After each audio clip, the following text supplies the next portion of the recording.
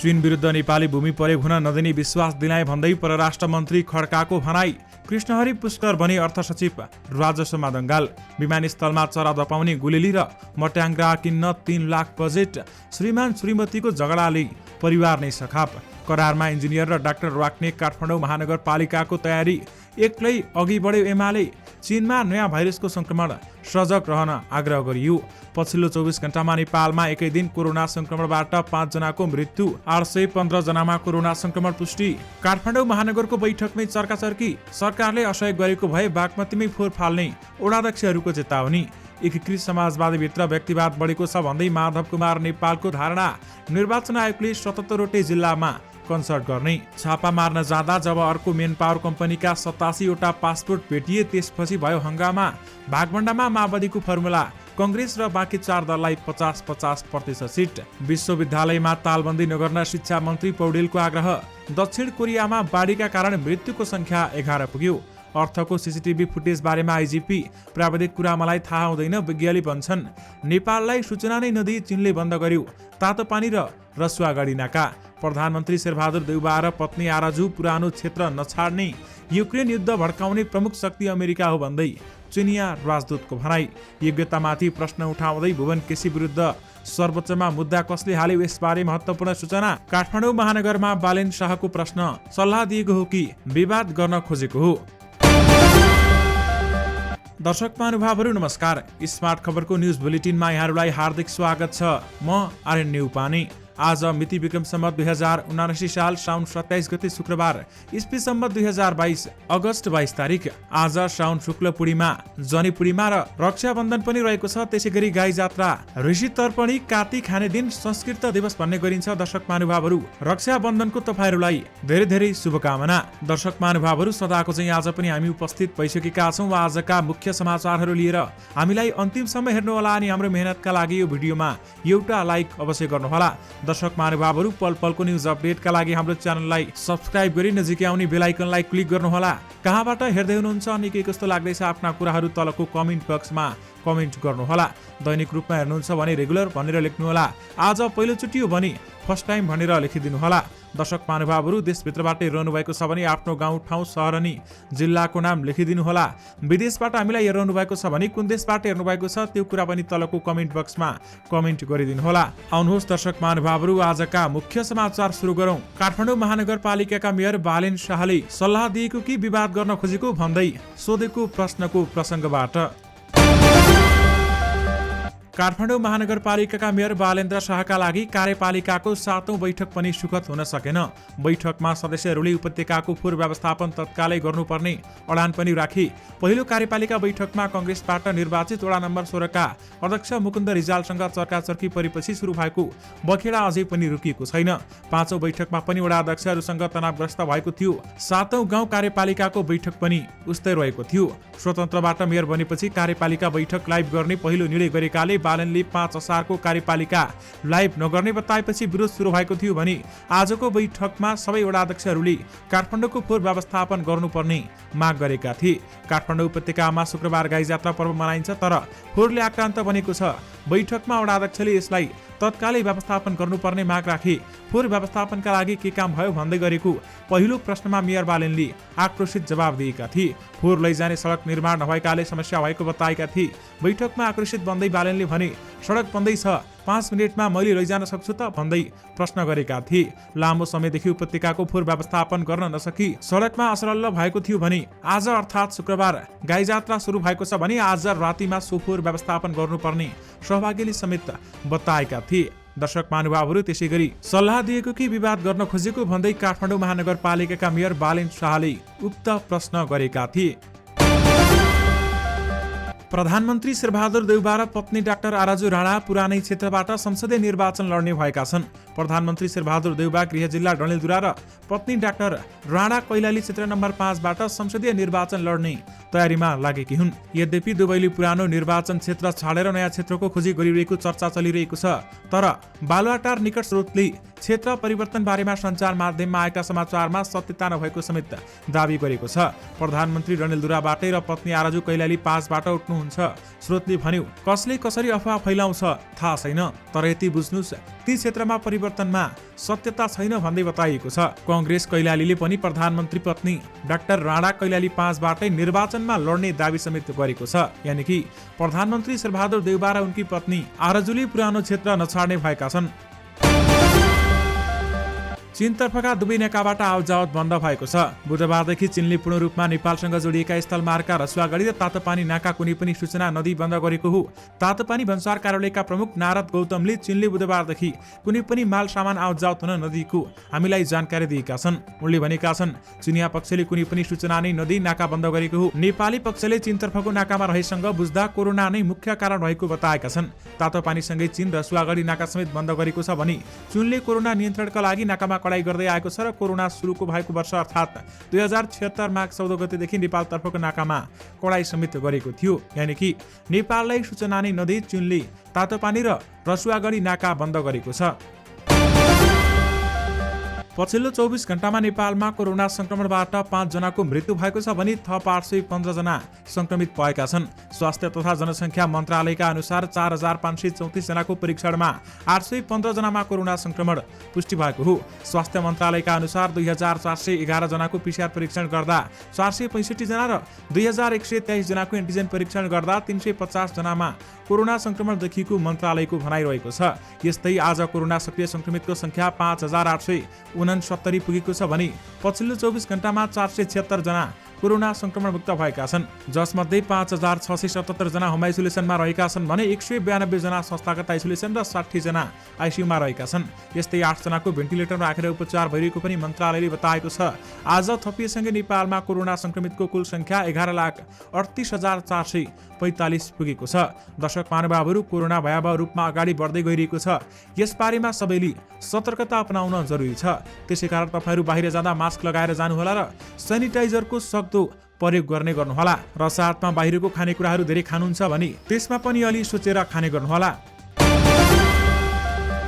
सरकारले अर्थ मन्त्रालयको सचिवको जिम्मा कृष्णहरि पुष्करलाई दिएको छ। बिहीबार बसेको मन्त्री परिषद बैठकले पुष्करलाई अर्थ सचिव नियुक्तिको निर्णय गरेको एक मन्त्रीले जानकारी दिएका छन् भने यसअघि मन्त्री परिषदको बैठकले तत्कालीन अर्थ सचिव मधु मरासिनीलाई प्रधानमन्त्री कार्यालयमा सरुवा गर्दै पुष्करलाई तत्कालका लागि भन्दै अर्थ सचिवको जिम्मेवारी दिएको हो। मन्त्री परिषद बैठकले राजस्व सचिवको जिम्मेवारी रामेश्वर दङ्गाललाई दिएको एक मन्त्रीले समेत जानकारी दिएका छन्। परराष्ट्र मन्त्री डाक्टर नारायण खड्काले चीन भ्रमणका क्रममा आफूले एक चीन नीतिप्रति नेपालको दृढ प्रतिबद्धता रहेको विश्वास दिलाएको बताएका छन्। चीनमा भ्रमण सकेर बिहीबार स्वदेश फर्केका उनले आफूले चिनिया विदेश मन्त्री वाङ यीसँगको भेटमा नेपालको भूमि चीन विरुद्ध प्रयोग हुन नदिने विश्वास बताएका छन्। चिनिया विदेश मन्त्री वाङ यीले पनि नेपालको सार्वभौमसत्ता, स्वतन्त्रता र भौगोलिक अखण्डताप्रति चीनको निरन्तर र निशर्त समर्थन रहेको समेत बताएका परराष्ट्र मन्त्री खड्काले बताउनु भएको हो। परराष्ट्र मन्त्री खड्काले चीनसँग प्रतिनिधि मण्डलको वार्तामा द्विपक्षीय व्यापार, सम्पर्क, सञ्जाल, लगानी, स्वास्थ्य, पर्यटन, गरिबी निवारण, कृषि, प्रकोप व्यवस्थापन, शिक्षा, संस्कृति र जनस्तरको सम्बन्ध जस्ता क्षेत्रमा थप सहयोग प्रवर्धन गर्ने विषयमा दुवै पक्ष सहमत भएको समेत बताएका छन्। प्रहरी महानिरीक्षक धीरज प्रताप सिंहले अर्थ मन्त्रालयको सीसीटीभी फुटेज बारेमा आफूलाई जानकारी नभएको बताएका छन्। मानिस समेत नचिनिने गरी, प्रष्ट नदेखिने गरी फुटेज संसदको स्तरीय छानबिन समितिलाई बुझाएको बारेमा पत्रकारको प्रश्नमा आइजिपी सिंहले त्यो प्राविधिक विषय भएकाले आफूलाई जानकारी नहुने समेत जवाब दिएका हुन्। यो फोरेन्सिक ल्याबले हेर्ने भएकाले प्राविधिक विषय हो, मलाई अनुसन्धान बारेमा ज्ञान हुन्छ। उनले भने यो प्राविधिक विषय भएकाले विज्ञहरूले बुझ्नुपर्छ। यो फुटेज किन प्रष्ट नबुझिने भयो भन्ने मलाई थाहा भएन भन्दै उहाँले बताउनु भएको हो। दक्षिण कोरियामा भारी वर्षा र बाढीका कारण मृत्यु हुनेको संख्या 11 पुगेको अधिकारीले बिहीबार जानकारी गराएका छन्। बाढीको कारण थप 8 जना अझै बेपत्ता रहेको पनि समाचारमा जनाइएको छ। 2 दिनको मुसलधारे पानीले अथवा वर्षाले राजधानीका सडक र सबै स्टेसनमा बाढी पुगेको छ। राष्ट्रपति युन सुक योलले 115 वर्ष यताको सबैभन्दा ठूलो बाढी भएकाले सुलको मौसम विभागले रेकर्ड गरेको राष्ट्रपति युन सुक योलले बताएका छन्। यस हप्ताको सुरुमा सोशल मिडियामा साझा गरिएका तस्बिरहरूमा मानिसहरूको कम्मरसम्ममा पानी र ओभरफ्लो मेट्रो स्टेसनबाट हिँडिरहेको समेत देखाइएको छ।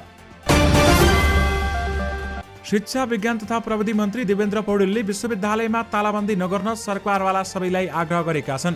आज काठमाडौँको नेपाल प्राध्यापक संघले आयोजना गरेको 60औं वार्षिक दिवस हिरक महोत्सव तथा नेपाल उच्च शिक्षा अवस्था र चुनौती विषय गोष्ठीमा बोल्दै शिक्षा मन्त्री पौडेलले विश्वविद्यालयमा तालाबन्दी नगर्न आग्रह गरेका हुन्। उनले विश्वविद्यालयका पदाधिकारी, विद्यार्थी, कर्मचारी र प्राध्यापकहरूको मागको सम्बन्धमा वार्ता तथा सहमतिबाट हल खोज्नुपर्ने बताएका छन्। उनले आंशिक करारका लगायतका प्राध्यापकहरूको समस्या समाधान गर्न प्रधानमन्त्रीसँग आग्रह पनि गरे। एकपटकका लागि प्राध्यापकहरूसँगको समस्या समाधान गरेर आगामी दिनमा भने प्रतिस्पर्धाबाट मात्रै प्राध्यापक नियुक्ति गर्ने गरी अघि बढ्नुपर्ने उनको भनाइ रहेको छ।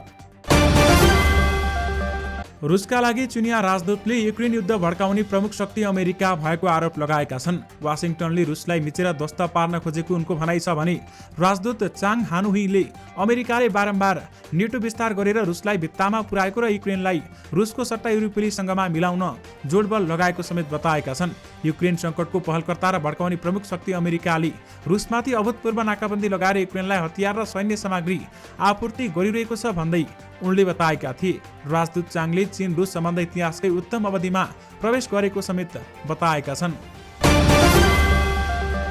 सत्ता गठबन्धनमा नेपाली कांग्रेसले प्रतिनिधि सभातर्फ 165 सिट मध्ये 100 सिटमा दाबी गरेपछि नेकपा माओवादी केन्द्रले भागभण्डाको नयाँ फर्मुला अघि सारेको छ।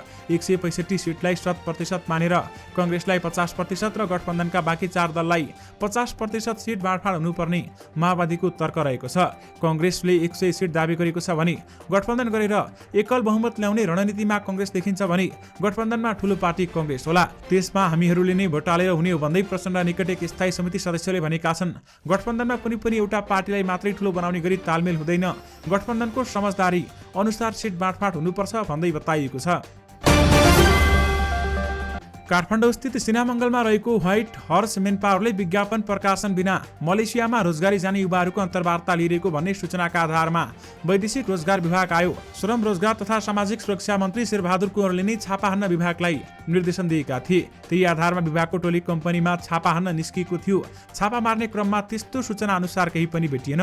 विभागले छापा मार्दा किङफिसर मेनपावरबाटै वैदेशिक रोजगारीका लागि शुक्रबार 23 जना मलेसिया जाने तयारीमा थिए र मलेसिया जान लागेका युवाहरूलाई विभागको टोलीले मेनपावरलाई कति पैसा लिएको भनेर प्रश्न सोध्दा उनीहरूले कुनै पनि शुल्क नबुझाएको जिकिर गरेका थिए। त्यस्तै मेनपावरका कर्मचारीहरूले पनि फ्री भिसा फ्री टिकटमै मलेसिया पठाइरहेको दाबी गरेका थिए। प्रदर्शक महानुभावहरू, तर त्यहाँ विभागको टोलीले अर्को रहस्य पत्ता लगायो। त्यो थियो अर्कै कम्पनीका 87 वटा पासपोर्ट। बिहिबार दिउँसो विभागको टोलीले छापा मार्दा किङफिसर नामक मेनपावरका कागजात फेला पारे भने 87 थान पासपोर्ट समेत जफत गरिएको थियो। पासपोर्टसँग मेडिकल रिपोर्ट पनि राखिएको थियो। दर्शक महानुभावहरू, समाचारको शीर्षकमा यानि कि हेडलाइनमा हामीले तपाईहरुलाई बताएका थियौं, चुनाव गराउने जिम्मेवारी पाएको निर्वाचन आयोगले किन कन्सल्ट गर्न लागि होला भनेर प्रश्न मनमा जागेको होला। हो, आयोगले आगामी मङ्सिर 4 गते हुने संसदीय निर्वाचन भन्दा अगाडि भएसम्म देशभरका 77 वटै जिल्लामा सांगीतिक कन्सर्ट गर्ने योजना बनाएको छ। सामान्यतया कलाकारहरूको समूहले बाजा गाजा सहित दर्शकहरूलाई मनोरञ्जन दिन कन्सर्ट गर्ने गरिन्छ भने बाजा बजाएर गाएर नाचेर गरिने सांगीतिक माहौलबाटै दर्शकले मनोरञ्जन पाउँछन्। तर निर्वाचन आयोगले भने मतदाता शिक्षा दिनका लागि यस्तो कन्सर्टको आयोजना गर्न लागेको हो भन्दै बताइएको छ। नेकपा एकीकृत समाजवादीका अध्यक्ष माधव कुमार नेपालले पार्टीभित्र व्यक्तिवाद बढेको बताएका छन्। पार्टी कार्यालयमा आयोजित कार्यक्रमलाई सम्बोधन गर्दै अध्यक्ष नेपालले पद र पैसाको निम्ति पार्टीभित्र जे पनि गर्ने प्रवृत्ति देखा परेको बताएका हुन् र पद र पैसाको निम्ति जे पनि गर्ने प्रवृत्तिहरू सुरु भएको छ। मैले पाइन भनेर कुकरमा गर्न र गुटबन्दी गर्न थाल्छन्, अनेक षड्यन्त्र र जालझेल गर्न थाल्छन्। उनले भने यस्ता प्रवृत्ति नियन्त्रण हुनुपर्छ। काठमाडौँमा केही सातादेखि फोहोर नउठेर सडकमा अरसल्ल थुप्रिएपछि स्थानीय वडाध्यक्षहरूले सरकारको ध्यानाकर्षण गराउन खुला मञ्च, भिभिआइपी हिँड्ने बाटो वा बागमती नदीमै विसर्जन गर्ने चेतावनी दिएका छन्। बिहिबार बसेको नगर कार्यपालिका बैठकमा उपस्थित सदस्यहरूले फोहोर उठाउन सरकारबाट सहयोग नभएको भन्दै यस्तो चेतावनी दिएका हुन् र सरकारले असहयोग गरेको हो भने भिआइपी हिँड्ने बाटोमै फोहोर फाल्दा हुन्छ। 30 नम्बरका वडाध्यक्ष दलबहादुर कार्कीले भने त्यो पनि नभई बागमतीमै फाल्दा हुन्छ, युएन पार्कमा लगेर फाल्दा हुन्छ। त्यति गरेपछि बल्ल सरकारको ध्यान जान्छ। यसो गर्दा गोली हान्छ भने हामी गोली खान तयार छौं भन्दै उनीहरूले बताएका थिए। यानि कि सरकारले असहयोग गरेको भए बागमतीमै फोहोर फाल्ने वडाध्यक्षहरूले चेतावनी दिएका छन्। दर्शक महानुभावहरू, चीनमा जनावरबाट मानिसमा सर्ने एक भाइरस पुष्टि भएको छ। 35 जना मानिसमा संक्रमण पुष्टि भइसकेको यो भाइरसलाई निगरानीमा राखेको चिनिया वैज्ञानिकहरूले जनाएका छन्। चीनको वुहानबाट विश्वभर फैलिएको कोरोना भाइरसको महामारी अन्त्य नहुँदै चीनकै हेनान र साङ्देदोङ प्रान्तमा नोभेल ल्याङ्गा हेनिपा भाइरस लेबी पुष्टि भएको हो। लेबी जुनोटिक भाइरस हो भने यो भाइरसबाट संक्रमितहरूमा ज्वरो आउने, खुकी लाग्ने र थकाइ लाग्ने जस्ता लक्षणहरू देखिएको छ। प्रमुख प्रतिपक्षी दल नेकपा एमाले प्रतिनिधि सभा तथा प्रदेश सभा निर्वाचनको तयारी थालेको छ। केन्द्रीय कार्यालय चियासलमा बिहीबार सचिवालय बैठक राखेर एमाले चुनावको तयारी थालेको हो भने चुनाव सम्बन्धी 2 महत्त्वपूर्ण निर्णय गरेका छौं भन्दै बताइएको छ। अब महत्त्वपूर्ण शक्ति चुनावमा केन्द्रित गर्छौं। बैठकपछि प्रवक्ता पृथ्वी सुब्बा गुरुङले भने झण्डै 2 महिनापछि बसेको सचिवालय बैठकले निर्वाचन परिचालन र घोषणापत्र मस्यौदा समिति समेत गठन गरेको छ। दुवै समितिको नेतृत्व अध्यक्ष केपी ओलीले आफैले गर्ने भएका छन् भन्दै बताइएको छ र साथमा अब एमाले एक्लै अघि बढ्यो भन्दै पनि बताइएको छ। चलचित्र विकास बोर्डका अध्यक्ष भुवन केसीको नियुक्ति विरुद्ध सर्वोच्च अदालतमा रिट भएको छ। अध्यक्षमा नियुक्त हुने योग्यता नपुग्ने भन्दै उनी विरुद्ध नरेश कुमार पौडेल लगायतले बिहीबार सर्वोच्चमा रिट दायर गरेका हुन् भने सर्वोच्च अदालतका प्रवक्ता विमल पौडेलले केसी विरुद्ध रिट दर्ता भएको पुष्टि गरेका छन्। प्रवक्ता पौडेलले भुवन केसीसँगै प्रतिस्पर्धामा रहेका व्यक्तिले मुद्दा दर्ता गराएको समेत बताएका छन्। काठमाडौँ महानगरपालिकाले ठूलो संख्यामा इन्जिनियर, डाक्टर र नर्स राख्ने तयारी गरेको छ। महानगरले 32 जना इन्जिनियर, 25 जना डाक्टर र 25 नर्स करारमा राख्ने तयारी गरेको एक कार्यपालिका सदस्यले जनाएका छन्। आज भएको कार्यपालिका बैठकमा उक्त एजेन्डा पास गराउने मेयर बालेनको तयारी हो रहे तापनि फोहोरको एजेन्डामा मात्रै छलफल गर्ने भन्दै कार्यपालिकाका सदस्यहरूले आवाज उठाएपछि करारमा कर्मचारी राख्ने एजेन्डा रोकिएको हो भन्दै बताइएको छ। सरकारले विमानस्थलबाट चरा धपाउने प्रयोजनका लागि स्वीकारी खटाउने गरेको छ। यसका लागि हरेक वर्ष ठूलो धनराशि समेत खर्च हुन्छ भने नेपाल नागरिक उड्डयन प्राधिकरणले चालु आर्थिक वर्ष 2079-80मा त्रिभुवन अन्तर्राष्ट्रिय विमानस्थल र पोखरा विमानस्थलका लागि चरा धपाउने योजनामा प्रयोग हुने गुलेली र मट्याङ्ग्रा तथा जाली खरिदमा 3 लाख रुपैयाँ बजेट छुट्याएको छ। प्राधिकरणका अनुसार पोखरा नागरिक उड्डयन प्राधिकरणका लागि 1 लाख र वन्यजन्तु तथा चराचुरुङ्गी धपाउनका लागि गुलेली मट्याङ्ग्रा खरिद गर्न तथा ट्रापर मर्मत त्रिभुवन विश्वविद्यालयमा 2 लाख रुपैयाँ विनियोजन गरिएको छ। यसभन्दा धेरै ठूलो रकम भने स्वीकारी खर्चमा हुने गरेको छ। दर्शक महानुभावहरू, बझाङको नगरपालिका 9 रारुका पुष्कर पार्की भारतमा रोजगारी गर्दै आएका थिए। रोजगारीकै सिलसिलामा भारतमा रहेका बेलामा केही वर्ष अघि उनको भेट बित्थरचिर गाउँपालिकाकै गीता पाकीसँग भयो। दुवैजना बीच प्रेमपछि परिवारकै सल्लाहमा विवाह पनि भयो। विवाहपछि विभिन्न झगडाहरू हुन थाले, वाद विवादहरू पनि हुन थाले। दर्शक महानुभावहरू, सम्बन्धमा खटपट पनि आयो र श्रीमान श्रीमतीको झगडाले 3 जनाको मृत्यु भएको छ। श्रीमतीले आफ्नो छोराछोरी सहित आफूले पनि आत्महत्या गरेकी छन्। दर्शक महानुभावहरू, यससँगै तपाईहरुमाझ आजका सबै मुख्य समाचारहरू राखिसकेका छौं। फेरि पनि तपाईहरुमाझ नयाँ मुख्य समाचारको साथमा उपस्थित हुने नै छौं। अहिलेलाई भने मलाई बिदा दिनुहोस्। नमस्कार।